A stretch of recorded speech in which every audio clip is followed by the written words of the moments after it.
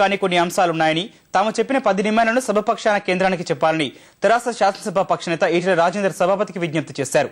29 పార్టీలు 4 ప్రధానులు తెలంగాణ ఏర్పాటు కావాలని లేఖలు ఇచ్చారని, తెలంగాణ ప్రజలకు ఇచ్చిన హామీని అన్ని పార్టీలు నిలబెట్టుకోవాలన్నారు. అన్ని అంశాల్లోనూ తెలంగాణకు తీవ్ర అన్యాయం జరిగిందన్నారు. నీలం సంజీవ్ రెడ్డి నుంచి కిరణ్ వరకు అత్యధిక ఏళ్లు పాలించింది సీమాంధ్రులేనని పేర్కొన్నారు. బొగ్గు కూడా రాయలసీమ దొరకదు, తట్టడు బొగ్గు కూడా కోస్తా ప్రాంతం దొరకదు.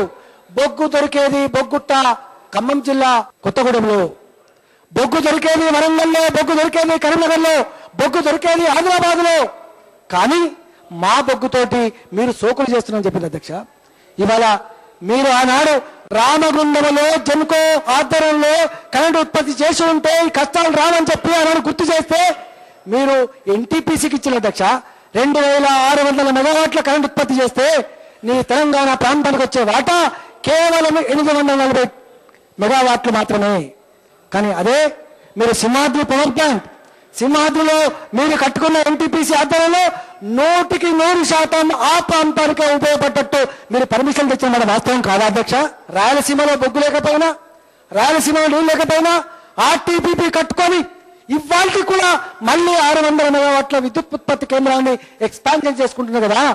మేము అడిగినాం అధ్యక్ష, ఇవాళ మా బొగ్గు దొరికేటువంటి మా వరంగల్ జిల్లాకి ఏమని చెప్పడిగినాం, మా బొగ్గు దొరికే సత్తుపల్లికి అన్ని అనుమతులు ఉన్నప్పటికీ కూడా అక్కడ పెట్టకుండా ఇవాళ మీరు నిర్లక్ష్యం చేయలేదు అధ్యక్ష.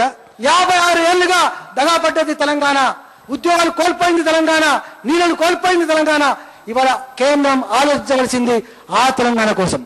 ఇవాళ 2 పంటలు పండించుకున్న వాళ్ళ కోసం కాదు ఆలోచించవలసింది, ఉద్యోగాలు కొనగొట్టే వాళ్ళ నుంచి కాదు ఆలోచించవలసింది. ఇవాళ కేంద్ర ప్రభుత్వం ఆలోచించవలసింది వాళ్ళ కోసం. కాబట్టి ఇవాళ ప్రాణహిత చేవెళ్ల ప్రాజెక్టుని జాతీయ ప్రాజెక్ట్ గా పెట్టాలని చెప్పి టిఆర్ఎస్ పార్టీ ఇవాళ మా న్యూస్ చెప్తా ఉంది.